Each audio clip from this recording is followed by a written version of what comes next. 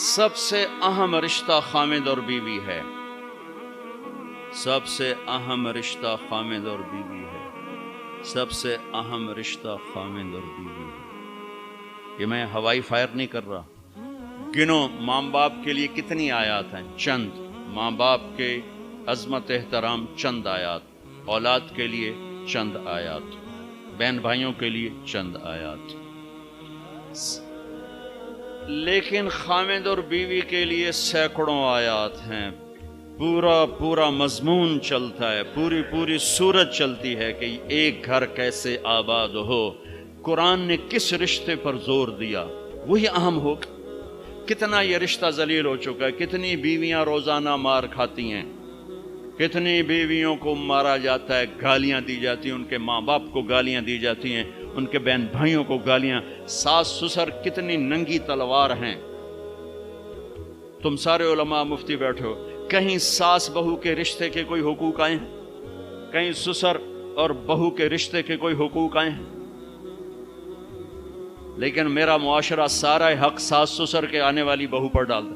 خامد تو بیچ میں شامل واجہ ہے, وچو پتہ نہیں کدو آ گیا, تو پہ چھاڑ سانو کرن دے جو کرنا. ایک عورت جب ماں ہوتی ہے تو روئیں سے محبت کے چشمے, جب ساس بنتی ہے تو روئیں سے زہر اگلنے لگ جاتی. یہ کیا معاشرہ ہے؟ اس معاشرے نے کو ہم, یہ علماء کا قصور ہے کہ انہوں نے معاشرت نہیں سمجھائی. اچھا, ایک اس رشتے کی اہمیت اس وجہ سے سینکڑوں آیات ہیں. ایک اس کی کمزوری اس وجہ سے, اس کو بچانے کے لیے, چونکہ ماں بیٹے کا رشتہ ٹوٹتا نہیں, بہن بھائی کا رشتہ ٹوٹتا نہیں, باپ بیٹے کا رشتہ ٹوٹتا نہیں, خامد بیوی کا رشتہ ایک بول پر ٹوٹ جاتا. اس کو بچانے کے لیے ادھر سے. اس لیے یہ فقہا کہیں گے کہ اللہ تعالیٰ نے بیوی کا حق رکھا کہ الگ گھر دو. اگر وہ مالدار ہے تو الگ گھر دے, تاکہ وہ میاں بیوی زندگی شروع کریں. ان کے مسائل تھوڑے ہوں گے. بیچ میں ساس بھی آ گئی, بیچ میں سسر بھی آ گیا, بیچ میں نند بھی آ گئی, دیور بھی آ گیا, بھابیاں بھی آ گئیں. وہ دیکھتی ویسی چٹنی بن گئی پہلے دن. چند دن پہلے ہمارا ایک ساتھی ہم بتا رہا تھا جی کہ وہ صاحب جب بیوی کو مارتے تھے نا تو ساتھ ان کے ابا بھی آ جاتے, ان کی اماں بھی آ جاتی, ان کی بہن, ان کے بھائی, سارے مل کر بیوی کی پٹائی کرتے تھے. اور بڑا دیندار گھرانہ کہلاتا تھا وہ علاقے کا. اگر وہ الگ گھر نہیں لے کے دے سکتا تو کرائے پر لے کر دے, اس کو الگ رکھے. اگر اس کا مطالبہ ہے, مطالبہ نہیں پھر تو ٹھیک. اگر کرائے پر بھی لینے کی سخت نہیں تو گھر میں پورا پورشن اس کو لے کر دے, پورا پورشن دے جس میں وہ آزاد ہو. اگر اس کی بھی ہمت نہیں تو ایک کمرہ, ایک کچن, ایک ٹوائلٹ اس کا الگ ہو جس میں اور کوئی نہ ہو. اگر اس کی بھی ہمت نہیں تو پھر روزے رکھے تھے, تسبیح پڑھے, کسی دین کو برباد نہ کرے, پھر کسی کی بیٹی کو برباد نہ کرے, پھر اپنے روزے رکھے. یا معاشر الشباب من استطاع منکم البعۃ فلیعفل وان لم یستطع فعلیہ بالصیام. روزے رکھو, تسبیح پڑھو, کسی کی بیٹی کو برباد نہ کرو. یہ بہت خوبصورت رشتہ ہے, لیکن جوائنٹ فیملی سسٹم نے اسے تباہ کر کے رکھ دیا. جوائنٹ فیملی سسٹم بہت اچھا, مشترکہ نظام زندگی بہت اچھا تھا جب ایک دوسرے کے حقوق کا پتہ تھا. اب حقوق کا نہیں پتہ, لہذا ادھر سے آگ, ادھر سے آگ, ادھر سے آگ, ادھر سے آگ. میں سر درد کا مریض ہوں, تھوڑی تھکاوٹ شروع ہو جاتا, فاقہ شروع ہو جاتا, تو میں روزے رکھنے کے لیے مری چلا جاتا ہوں کہ بھئی چلو کوئی ٹھنڈک, روزے کا لمبا ہونا اور ٹھنڈک شاید اس کو کچھ وہ بیلنس کر دیتا ہے. تو میں کچھ 3-4 روزے پھر بھی چھوٹ جاتے ہیں, لیکن اکثر پورے ہو جاتے ہیں. تو بھربن میں وہاں ایک جگہ میں ٹھہرتا ہوں, تو عصر کے بعد میں تھوڑا بیان کرتا ہوں معاشرت پر. تو پہلی دفعہ جب میں وہاں ٹھہرا تو 8ویں دن امام مسجد کی بیوی آئی ہمارے پاس, میری بیگم کے پاس, کہ جی بیگم صاحب میں نے آپ کا اور مولانا کا شکریہ ادا کرنا ہے کہ آج میری زندگی کا پہلا ہفتہ ہے میرے خامد نے مجھے مارا نہیں. پہلا ہفتہ. امام مسجد, امام مصلی پہ کھڑے ہونے والے, کہا پہلا زندگی کا ہفتہ ہے میرے خامد نے مجھے مارا نہیں, ورنہ میری ہر دوسرے دن پٹائی ہوتی تھی. اور 10वें दिन इमाम साहब खुद आ गए, कहा मौलाना साहब हमें पता ही नहीं था जिंदगी कैसे गुजार, हमारे जो माहौल में था हम वही कर रहे थे। कहा मेरे बहनों ने मेरी बहन की एक दफा टांग तोड़ी, एक दफा बाजू तोड़ा, और आलिम दीन है, आलिम दीन है, हमें किसी ने ये बताया नहीं था। हमने जिंदगी में पहली दफा ये बातें आपके मुंह से सुनी कि जिंदगी कैसे गुजार। औरत पर मर्द का एतमाद, कितने लोग हैं बीवियों के रोजाना मोबाइल चेक कर रहे होते हैं, किधर कॉल की थी, क्या मैसेज आया था, उन्हें शरीफ जादियों को बर्बाद करके रख। और कितनी औरतें हैं जो अपने खामदों का मोबाइल ढूंढ रही होती हैं, वो सो जाते हैं, वो मोबाइल चेक करती हैं, कहीं कहाँ फोन किए, कहाँ फोन किए, क्या मैसेज आए। इस बदएतमादी ने कितने घर उजाड़ दिए। अभी एक तलाक हुई है मेरी अपनी फैमिली में, अभी तलाक हुई, कि उस कमबख्त को इतना शक था, इतना शक था कि मुत्तकी तरीन बच्ची को उसने तलाक दे दी। शक। शैतान को क्यों खामिद और बीवी का झगड़ा सबसे ज्यादा पसंद है कि छांव हट गई और अगली नस्ल तबाह हो गई। शैतान रोजाना कचहरी लगाता है, पूछता है आज क्या किया, कोई कुछ कहता है, कोई कुछ कहता है, सबको ठंडा जवाब देता है, ठीक ठीक। एक शैतान खड़े होकर कहता है हुजूर मैंने मियां बीवी को लड़ाया, तो कम वक्त अपनी ऐसी यूं उछलता है, तू है जो करके आया है, आजा। उसको गले लगाता है, उसको अपने पास बैठाता है, कहता है ये है वो काम। क्यों? किसने छांव हटा दी, इसने नींद उजाड़ दी, इसने बारिशों को रोक दिया। क्या होगा? जमीन बंजर, नींदें बर्बाद, एतमाद खत्म, नस्ल बर्बाद। क्यों तलाक को सबसे ज्यादा बदतरीन हलाल कहा? क्यों मेरे नबी ने फरमाया अली तलाक से बचना। इमाम गजाली की रिवायत है कि जिसकी बीवी बदतमीज और उसने सब्र किया, जिसकी बीवी बदतमीज और उसने सब्र किया, तो उसे वो अजर मिलेगा जो नूह अलैहिस्सलाम और लूत अलैहिस्सलाम को मिला। जिसका खामिद बदतमीज और उसकी बीवी ने सब्र किया, तो उसे वो अजर मिलेगा जो हजरत आसिया को फिरौन की ज़ौजियत में मिला। अरब के माहौल में बीवी से इजहार मोहब्बत किसी सरदार के लिए ऐब था, ऐब। माशूक के लिए इजहार मोहब्बत फख्र था, उसके लिए शेर व शायरी फख्र था। लेकिन मुझे बीवी से प्यार है, ये मौत।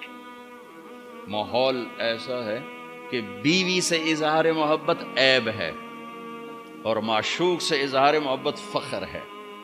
इस माहौल में मेरे नबी मस्जिद नबवी में हैं और आपके गिर्द मजमा है, और एक शख्स पूछता है या रसूल अल्लाह मन अहब्बुन्नास इलैक। कान में नहीं, खुल के पूछता है, आप उसके कान, या रसूल अल्लाह मन अहब्बुन्नास इलैक, आपको सबसे ज्यादा किससे प्यार है? आपने जोर से कहा आयशा से। आयशा से मुफ्ती नईम कहेगा?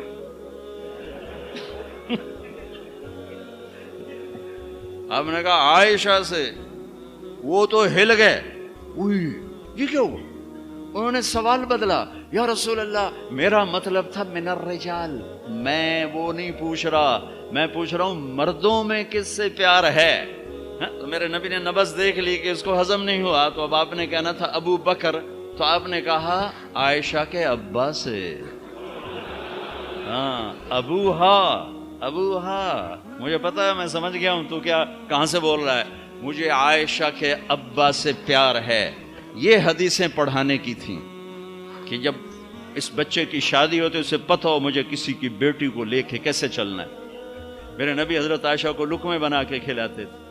कोई इजहार इश्क था, अल्लाह की कसम इजहार तालीम था, तालीम थी। सिखाया कि जिंदगी गुजारनी कैसे।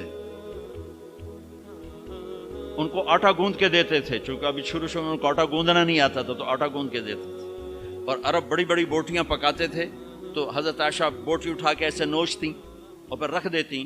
तो अल्लाह के नबी बोटी उठाकर जहां से हजरत आयशा ने नोचा होता था वहां से नोच नोच के दिखा के खाते थे। मेरे रब की कसम इजहार ये हमें तालीम दी है कि जिंदगी कैसे गुजारें। फिर बड़े बड़े प्याले होते थे पानी पीने के, छोटे गिलास नहीं। छोटा गिलास तो बुखल की निशानी, अब तो और छोटे हो गए कि कप को गिलास बना दिया। तो बड़े बड़े गिलास होते थे, तो अम्मा आयशा रज़ी अल्लाह पानी पी रहे हैं, रख दिया। मेरे नबी उठाकर जहां हजरत आयशा के होंठ लगे होते थे वहां होंठ रख के पानी पीते थे।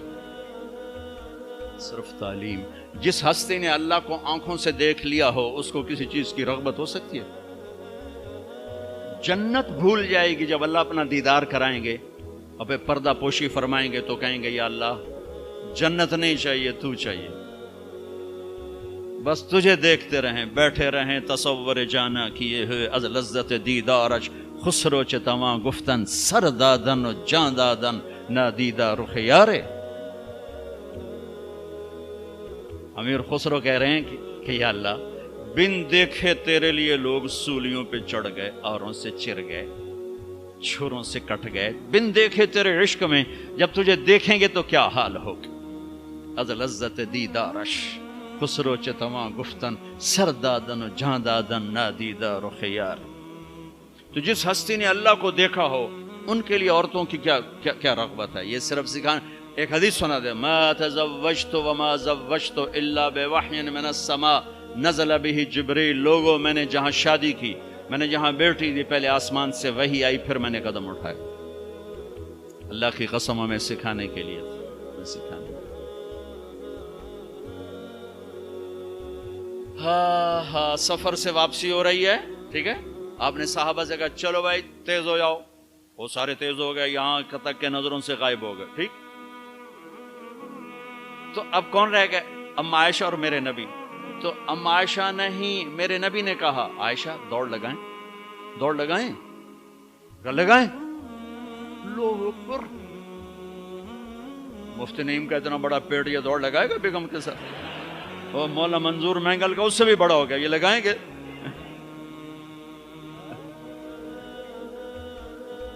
تو عائشہ دوڑ لگائیں، کہا جی لگائیں.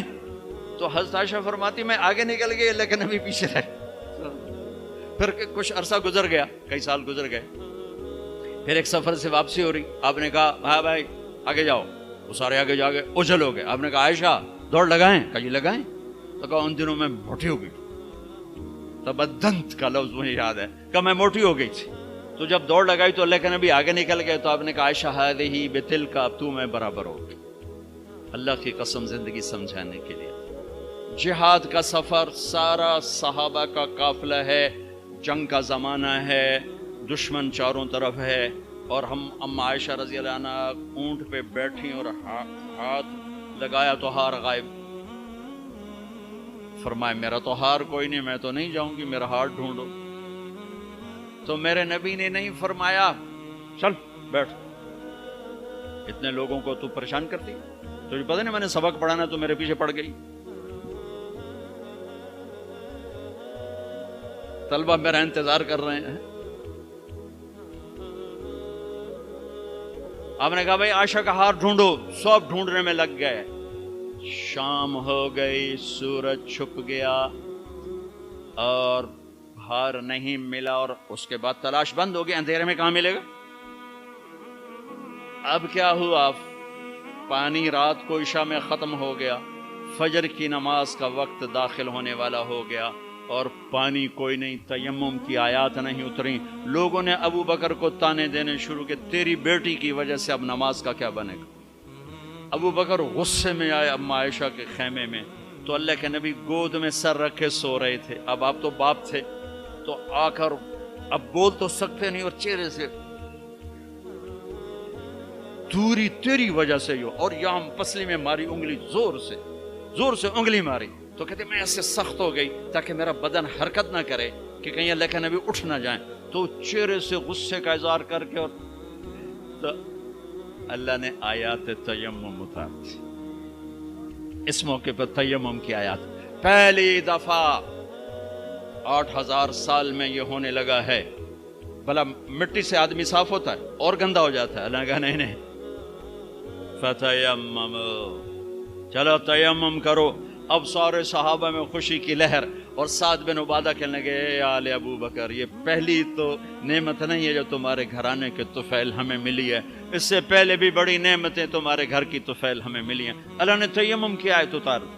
میرے نبی نے قافلے کو نہیں چلایا، یہاں تک کہ حضرت عائشہ نے کہا اچھا یا رسول اللہ اب چلیں، ہار کو چھوڑیں. پھر میرے نبی چلے، اور جب اونٹنی کو اٹھایا تو ہار اس کے نیچے پڑا ہوا تھا، وہ سارا باہر ڈھونڈتے رہے، ہار نیچے چلا گیا تھا گر کر.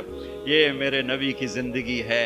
یہ مینگل صاحب سے کہتا ہوں پڑھائیں، مفتی نعیم سے کہتا ہوں یہ زندگی پڑھائیں کہ ان کی بیویاں ان کو دعائیں دیں، ان کے ماں باپ ان کو دعا دیں، ان کی اولاد ان کو دعا دے. وہ باپ نہیں ہے جس کو دیکھ کے بچے ڈر جائیں، وہ تھانے دار ہے، تھانے دار بیٹھو ہے. وہ استاد نہیں جس کو دیکھ کے شاگرد ڈر جائے، وہ تھانے دار ہے. وہ خامد نہیں ہے جس کو دیکھ کے بیوی سہم جائے، وہ تھانے دار ہے. خامد وہ ہے جس کو دیکھ کے بیوی خوش ہو، باپ وہ ہے جس کو دیکھ کے اولاد خوش ہو، استاد وہ ہے جس کو دیکھ کے شاگرد خوش ہو. اگر زندگی کو نکھارنا ہے، ضبط کرنا سیکھو، برداشت کرنا سیکھو، غصے کو پینا سیکھو. یغلبن الکریم وَيَغْلِبُهُنَّ اللَّئِيمُ. اللہ اکبر. میرے نبی نے فرمایا اخلاق والے پہ بیویاں غالب آ جاتی ہیں اور بد اخلاق بیویوں پہ غالب آ جاتے ہیں. لَأَنْ أَكُونَ مَغْلُوبًا كَرِيمًا أَحَبُّ إِلَيَّ مِنْ أَكُونَ غَالِبًا لَئِيمًا. میں اخلاق والا بن کے بیوی سے دب کے رہوں، یہ مجھے پسند ہے اس بات سے کہ میں بد اخلاق ہو کر، کمینہ ہو کر بیوی پہ غالب آؤں. لئیم بد اخلاقی کی آخر جس کو ہم کمینہ کہتے ہیں.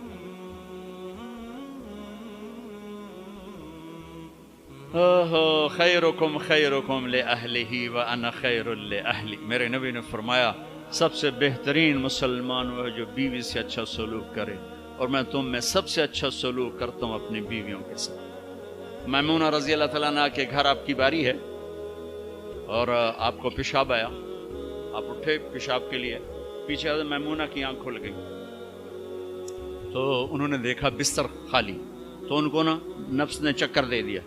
ان کے جی میں آیا کہ اللہ کے نبی مجھے چھوڑ کر کسی اور بیوی کے پاس چلے گئے. تو انہوں نے سوکن پنا غالب آیا. سوکن تو سوکن ہی ہوتی ہے، تو سوکن تھی ان کا تو مجھے چھوڑ کے دوسری بیوی، اور خیال تھا حضرت عائشہ کڈی لگا تھی. اللہ کے نبی واپس آئے تو دروازہ بند.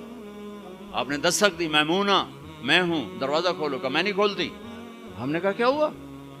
کہا مجھے چھوڑ کے دوسری بیوی کے پاس جاتے ہیں، باری میری ہے. آپ نے کہا اللہ کی بندی انی حاقن، اب مجھے زور کا پیشاب لگا تھا میں اس لیے گیا تھا. کہا نہیں کوئی پیشاب نہیں ہے، مجھے پتا ہے. آپ نے کہا میمونہ میں اللہ کا رسول ہوں، میں کبھی خیانت کر سکتا ہوں؟ پھر ان کو کرنٹ لگا، اوہ یہ میں نے کیا کیا؟ تو اللہ کا رسول. پھر ڈرتے ڈرتے دروازہ کھولا، پتہ نہیں اللہ کے نبی کیا کریں گے. آپ اندر آئے اور مسکرائے اور جا کر اپنی چارپائی پہ لیٹ. اللہ